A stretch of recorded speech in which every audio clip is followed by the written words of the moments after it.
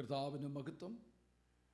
നമുക്കൊരുമിച്ച് ക്രിസ്തുവിൽ സന്തോഷിപ്പാൻ കർത്താവ് നമുക്ക് നൽകിയ വിലപ്പെട്ട സാവകാശത്തിനായി കർത്താവിന് സ്തോത്രം ചെയ്യുകയാണ്. ഒരു വിശുദ്ധ ദിവസം കൂടെ നമ്മുടെ കർത്താവിനെ നമസ്കരിപ്പാൻ ദൈവം നമുക്ക് അവസരം നൽകിയല്ലോ. ഈ ആണ്ടിൻ്റെ അവസാന മാസത്തേക്ക് നാം എത്തിച്ചു നടന്നിരിക്കുകയാണ്. ഇന്ന് ഡിസംബർ 1 ആണല്ലോ. കഴിഞ്ഞു പോയ ദിനങ്ങളിലെല്ലാം ദൈവത്തിൻ്റെ കരുതൽ നമ്മോട് കൂടെയിരുന്നു. നമ്മുടെ കുടുംബങ്ങളെയെല്ലാം ദൈവം വഴി നടത്തിയതോർത്ത് നന്ദിയോടെ ദൈവത്തിന് സ്തോത്രം ചെയ്യുകയാണ്. പ്രിയമുള്ളവരെ, ദിവസങ്ങളിൽ നാം ഒത്തിരി ഒരുങ്ങേണ്ടിയിരിക്കുന്നു, ഒത്തിരി പ്രാർത്ഥിക്കേണ്ടിയിരിക്കുന്നു. കർത്താവിൻ്റെ വരവേറ്റവും അടുത്തു എന്നുള്ള ചിന്ത നമ്മളെ ഭരിക്കട്ടെ. ആമേൻ. ദൈവത്തിൻ്റെ നാമത്തിനായി ജീവിപ്പാൻ ദൈവം നമ്മെ സഹായിക്കട്ടെ. നമുക്കറിയാം, നമ്മളൊക്കെ പറഞ്ഞുകൊണ്ടിരിക്കുന്ന ഒരു സംഭവമാണ്. ഈ അടുത്ത കാലങ്ങളിലായി വളരെയധികം ചെറുപ്പക്കാർ ലോകത്തുനിന്ന് മാറ്റപ്പെട്ടുകൊണ്ടിരിക്കുകയാണ്. സ്തോത്രം. നാം വളരെയധികം പ്രാർത്ഥിക്കുകയും ദൈവസന്നിധിയിൽ ഒരുങ്ങുകയും ചെയ്യണം. നമ്മളെല്ലാം ഈ വഴിയായി കടന്നു പോകേണ്ടവരാണ്. ആരും അതിനകത്ത് ഒഴിവില്ല. ഒരുപക്ഷെ 80, 90, 110 വയസ്സ് വരെ ജീവിച്ചിരിക്കാം. അത് ദൈവത്തിൻ്റെ നിശ്ചയമാണ്. ദൈവം എല്ലാവരെക്കുറിച്ചും ഒരു പദ്ധതി തയ്യാറാക്കിയിട്ടുണ്ട്. എന്നാൽ ഞാൻ പറഞ്ഞു വരുന്നത്, ഏതു സമയവും നാം ഒരുക്കമുള്ളവരായിരിക്കണം. എന്നെ ഈ ആഴ്ചയിൽ വളരെയധികം അലട്ടിയ കാര്യം പറയാതിരിക്കാൻ പറ്റില്ല. എന്നെ ഓരോ സെക്കൻഡിലും ഇങ്ങനെ എന്നെ അലട്ടിക്കൊണ്ടിരിക്കുകയാണ്. എൻ്റെ വലിയ സുഹൃത്തൊന്നും അല്ലായിരുന്നു. എന്നാൽ അദ്ദേഹത്തെ എനിക്ക് 1-2 സമയങ്ങളിൽ നാട്ടിലായിരുന്നപ്പോൾ ഫിസിക്കലി അദ്ദേഹത്തെ ഹെൽപ്പ് ചെയ്യുവാൻ അവസരം ലഭിച്ചു. അദ്ദേഹം ഒരു കലാകാരനാണ്, നല്ലൊരു പാസ്റ്ററാണ്, നല്ലൊരു സംഘാടകനാണ്. എനിക്കതടുത്തറിയാൻ ഞാൻ കണ്ടിട്ടുണ്ട്, ഞാൻ അനുഭവിച്ചിട്ടുണ്ട്. സ്തോത്രം. അദ്ദേഹം കഴിഞ്ഞ വ്യാഴം, വെള്ളി, ശനി ദിവസങ്ങളിൽ ദൈവസന്നിധിയിൽ ഉപവാസവും പ്രാർത്ഥനയോടുമായിരുന്നു. ഞായറാഴ്ച തിരുമേശ കഴിഞ്ഞു വീട്ടിലെത്തി. 56 വയസ്സ്. വീട്ടിലെത്തി വിശ്രമിച്ചു. വൈകിട്ട് 6 മണിയായപ്പോൾ ഭാര്യയോട് പറഞ്ഞു, എൻ്റെ കഴുത്തിന് ചെറിയൊരു വേദന. ഇത്രേ പറഞ്ഞുള്ളൂ, ചെറിയൊരു വേദന. ഭാര്യ ഒന്ന് തടവി കൊടുത്തു.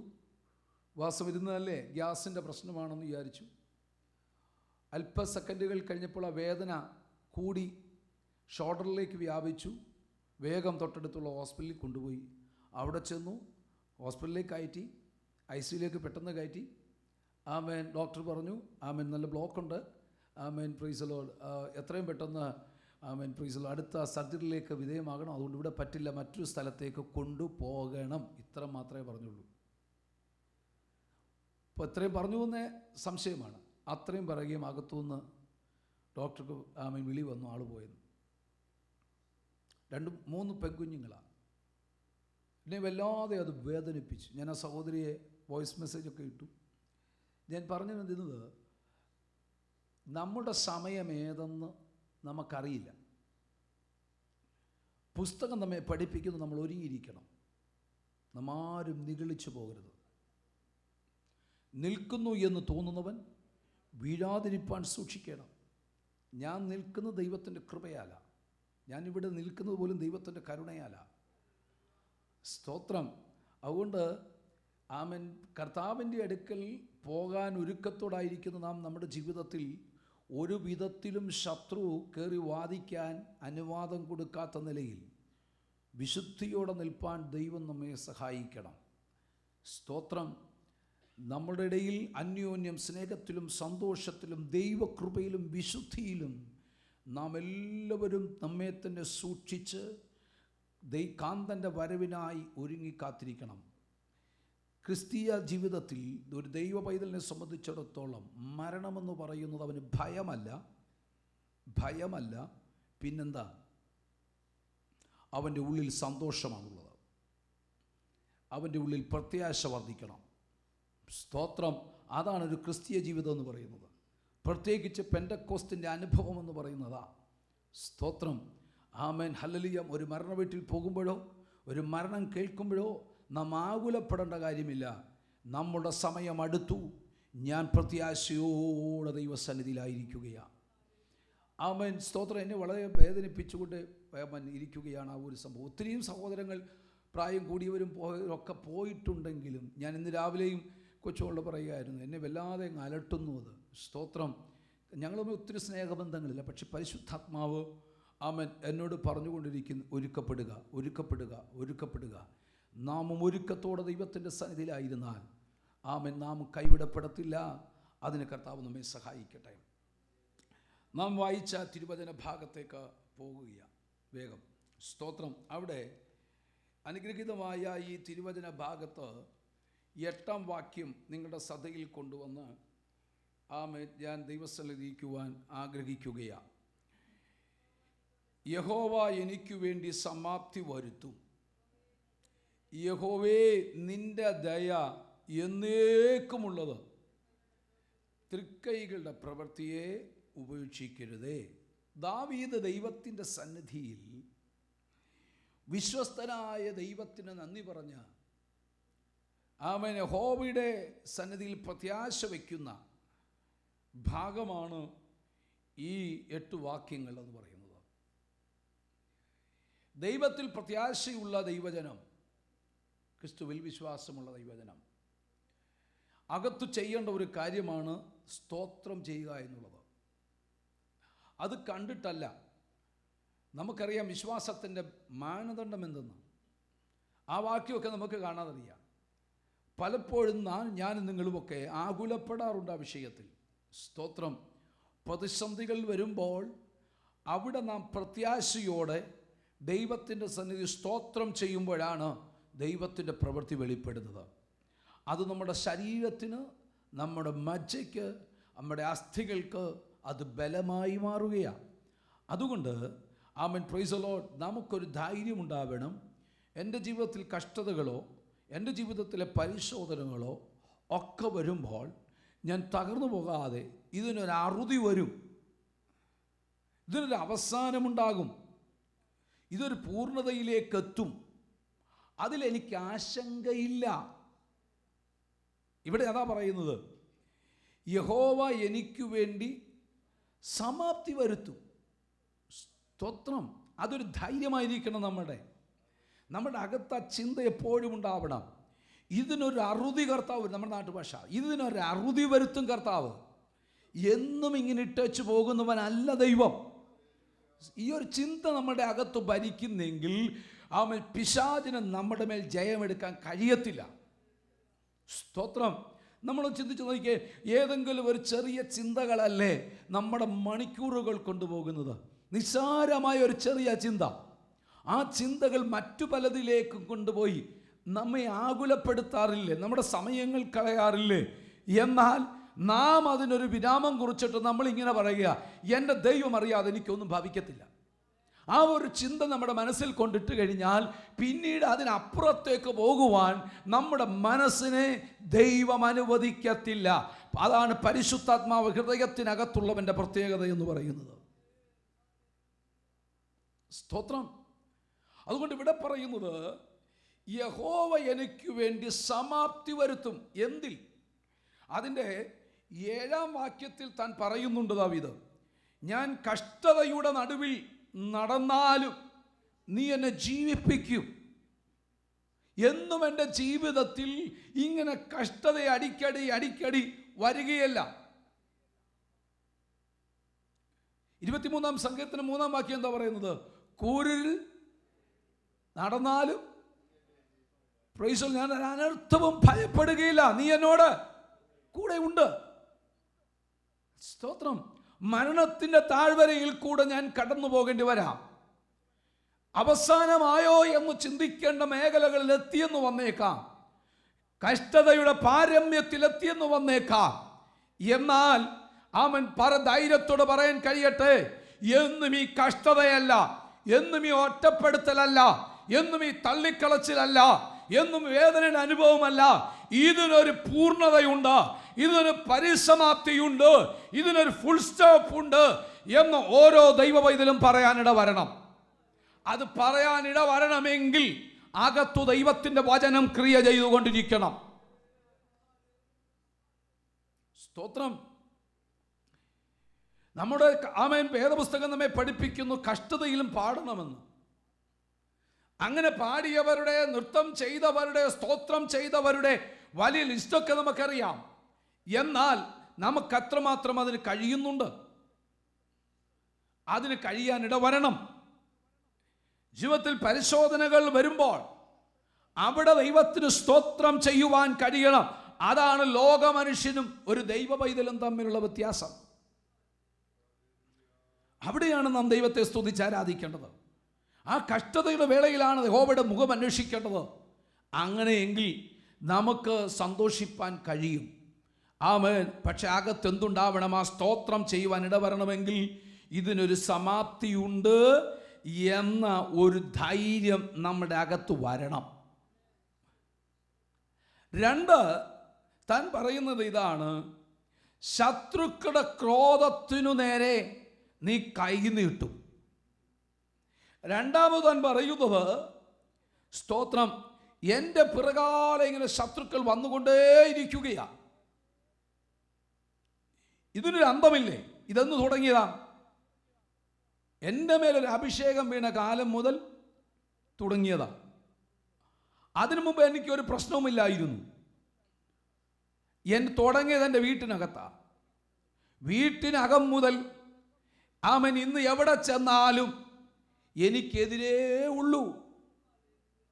കാരണം എൻ്റെ മേലൊരു അഭിഷേകം വീണു. അത് മറ്റുള്ളവരിൽ നിന്ന് വ്യത്യസ്തനാക്കി.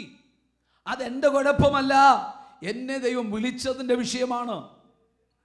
സ്തോത്രം. അതുകൊണ്ട് താൻ പറയുകയാണ്, ആമൻ പ്രൈസ് ദി ലോർഡ്, ശത്രുക്കളുടെ ക്രോധം ആമൻ എൻ്റെ നേരെ അതിശക്തമാണ്. എന്നാൽ എനിക്കൊരു ഉറപ്പുണ്ട്, അതിന് മീതെ യഹോവയുടെ കരം നീട്ടും. അതിനൊരു സമാപ്തി എൻ്റെ ദൈവം വരുത്തും. എവിടെല്ലാം പോയി തിരിച്ച് പ്രതികാരം ചെയ്യാൻ തയ്യാറാവാതെ ഞാൻ ഒളിച്ചിരിക്കുന്നുവോ, നമുക്കറിയാം ആ സന്ദർഭം. അവിടെയെല്ലാം എൻ്റെ ശത്രു എന്നെ തേടിയെത്തിയിട്ടുണ്ട്. ആരും അറിയാതെ അങ്ങ് പോയിക്കളയാമെന്ന് ചിന്തിക്കുമ്പോൾ, ആമേൻ, ഞാൻ രഹസ്യത്തിൽ ചെയ്യുമ്പോൾ അത് പരസ്യമായി തീരുന്നൊരു അവസ്ഥയാണ്. ഞാൻ ഒരിക്കൽ സഹായിച്ചവർ പോലും എനിക്കെതിരെ എഴുന്നേറ്റ് വരുന്നൊരവസ്ഥയാണ്. എല്ലാവരും എനിക്ക് ശത്രുവാണ്. ഞാൻ സഹായിച്ചവർ, ആമേൻ, ആമേൻ പ്രൈസ് കൊണ്ടു നടന്നവർ എന്ന് വേണ്ട, എവിടെ തിരിഞ്ഞാലും എൻ്റെ മേലെ ശത്രുക്കളാണ്. ഇതിനൊരു സമാപ്തിയില്ലയോ എന്ന് നമ്മൾ ചോദിക്കുമ്പോൾ ദാവീദ് ധൈര്യത്തോട് പറയുന്നുണ്ട്, ഇതിനൊരു സമാപ്തി എൻ്റെ കർത്താവ് വരുത്തും.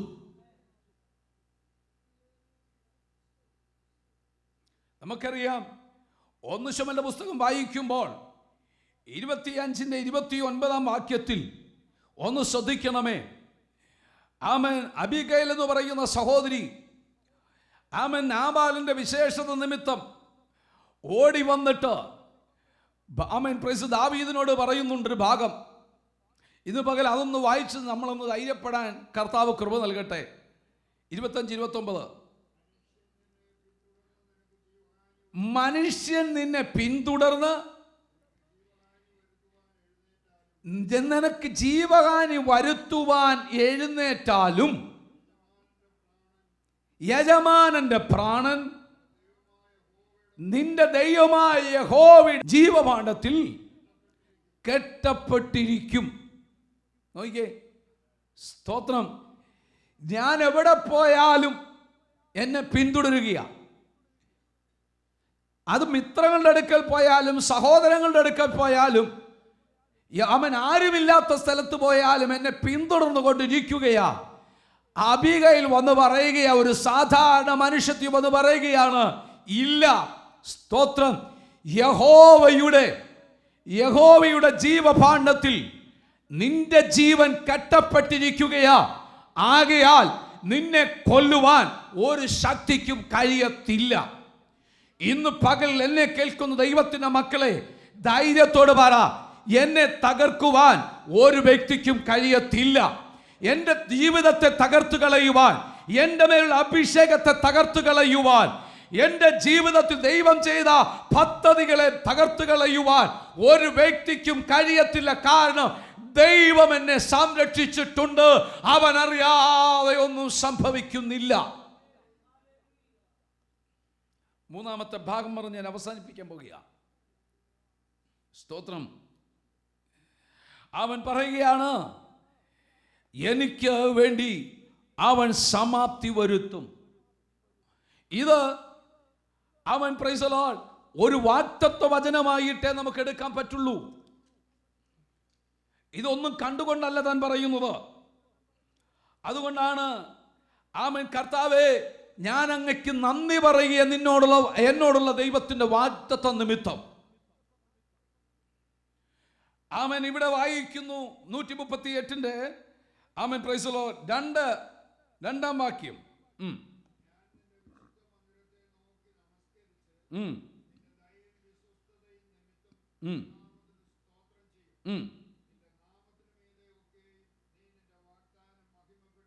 Praise the Lord. എന്നോടുള്ള നിന്റെ പ്രോമിസ് അത് വലുതാ. അതിനെ തകർത്ത് കളയാൻ ആർക്കും കഴിയത്തില്ല. അതുകൊണ്ട് കർത്താവേ, അവിടുത്തെ നാമത്തെയും അവിടുത്തെ മന്ദിരത്തെ നോക്കി ഞാൻ അങ്ങയ്ക്ക് നന്ദി പറയുക. എന്തിനാ? അവിടുത്തെ ദയ, അവിടുത്തെ വിശ്വസ്തത, ഇത് നിമിത്തം ഞാൻ അങ്ങയ്ക്ക് സ്തോത്രം ചെയ്യുകയാ. എൻ്റെ ജീവിതത്തിൽ ഇത്രമാത്രം പ്രതിസന്ധി വന്നെങ്കിലും, ശത്രുവിനെ ഞാൻ മുഖാമുഖമായി കണ്ടെങ്കിലും, എന്നെ തകർത്ത് കളയുവാൻ അവൻ അനുവദിക്കാതെ എന്നെ നിർത്തിയത് ദൈവത്തിന് എന്നോടുള്ള ദയയും അവിടുത്തെ വാഗ്ദത്ത നിമിത്തം അങ്ങയുടെ നാമം മഹത്വമെടുക്കുവാൻ കൂടെയാ. അങ്ങനാണെങ്കിൽ പറയട്ടെ, വാഗ്ദത്തം പ്രാപിച്ചിട്ടുള്ള ദൈവമക്കളെ, ഞാൻ ഇങ്ങനെ വേദപുസ്തകത്തിൻ്റെ അടിസ്ഥാനത്തിൽ നിന്നുകൊണ്ട് പറയുന്നു, ദൈവം നമ്മുടെ ജീവിതത്തിൽ വാഗ്ദത്തങ്ങൾ ചെയ്തിട്ടുണ്ടെങ്കിൽ സ്തോത്രം, അത് നമ്മുടെ കണ്ണടയുന്നതിന് മുമ്പേ കാണും. എത്ര പേർക്ക് അത് വിശ്വസിക്കാൻ പറ്റും? എൻ്റെ കുടുംബത്തോടുള്ള, എൻ്റെ തലമുറയോടുള്ള, എൻ്റെ വ്യക്തിപരമായുള്ള എൻ്റെ ശുശ്രൂഷയോടുള്ള, ദൈവസഭയോടുള്ള ദൈവത്തിൻ്റെ വാഗ്ദത്തത്തെ ഞാൻ കാണും. അത് എന്നോടുള്ള ദൈവത്തിൻ്റെ വാഗ്ദത്തമാണ്, അന്യനല്ല. എൻ്റെ സ്വന്തം കണ്ണാൽ തന്നെ ഞാൻ കാണും.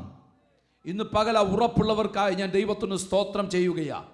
അതുകൊണ്ട് ഇന്ന് ഞാനിവിടെ അമൻ പൂർത്തീകരിക്കാൻ ആഗ്രഹിക്കുകയാണ്. സ്തോത്രം. 3 കാര്യങ്ങൾ ഞാൻ പറഞ്ഞുവെങ്കിലും ഇന്ന് പകൽ നമ്മുടെ നാവ് കൊണ്ട് അതൊന്ന് പറയാൻ നാം തയ്യാറാവണം. സ്തോത്രം. എന്താണ്? ആമേൻ പ്രൈസ് ദി ലോർഡ്.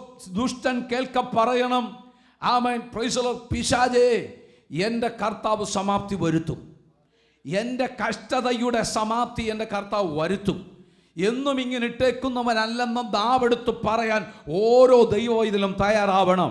സ്തോത്രം. അല്ലെങ്കിൽ നിങ്ങളുടെ പ്രാർത്ഥനയിൽ ധൈര്യത്തോടെ പറയണം, ഇല്ല, ഇതിനൊരു പൂർണ്ണതയുണ്ട്. അവൻ ഇതെനിക്ക് ജീവിതത്തിൽ ആശങ്കപ്പെടാനുള്ളതല്ല, ഇതിനൊരു പൂർണ്ണത എൻ്റെ കർത്താവ് വരുത്തും. പിശാചേ, നീ എത്ര വാദിച്ചാലും നടക്കില്ലെന്ന് ധൈര്യത്തോടെ നമുക്ക് പറയുവാൻ കഴിയട്ടെ. 2, ആമേൻ പ്രൈസ് ദി ലോർഡ്, ആമേൻ ശത്രുക്കൾ എത്ര പെരുകി വരട്ടെ, എത്ര പിന്തുടർന്ന് വരട്ടെ, ആമേൻ ഇനിയും അവൻ്റെ ഓട്ടം എൻ്റെ മേലെ, എൻ്റെ കുടുംബത്തിനു നേരെ, എൻ്റെ ശുശ്രൂഷയ്ക്കു നേരെ അവൻ വരികയില്ല. ഇതിനൊരു ഫുൾ സ്റ്റോപ്പ് എൻ്റെ കർത്താവ് വിടും. അത് സമാപ്തി വരുത്തുമെന്ന്, അവൻ അങ്ങനെ തന്നെ സംഭവിക്കട്ടെ എന്ന് ഇന്ന് പകൽ പറയുവാൻ കഴിയട്ടെ. 3, ദൈവം നൽകിയ ദർശനത്തിന് ഒരു സമാപ്തിയുണ്ട്. അവൻ അത് അവിടെ തന്നെ എത്തിച്ചേരുമെന്നുള്ളത് ധൈര്യത്തോട് ഇന്ന് പകൽ പറയുവാൻ ഇടവരട്ടെ.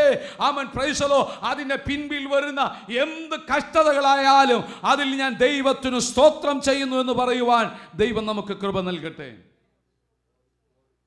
Praise the Lord. ആകയാൽ നമുക്ക് പൂർണ്ണ ഹൃദയത്തോടെ ദൈവത്തിന് സ്തോത്രം ചെയ്ത് അവിടുത്തെ നാമത്തെ ഉയർത്തുവാൻ കർത്താവ് നമ്മെ സഹായിക്കട്ടെ എന്ന് പറഞ്ഞുകൊണ്ട് എൻ്റെ വാക്കുകൾക്ക് ഞാൻ വിരാമം കുറിക്കുന്നു. കർത്താവ് നമ്മെ അനുഗ്രഹിക്കുമാറാകട്ടെ. തുടർന്നുള്ള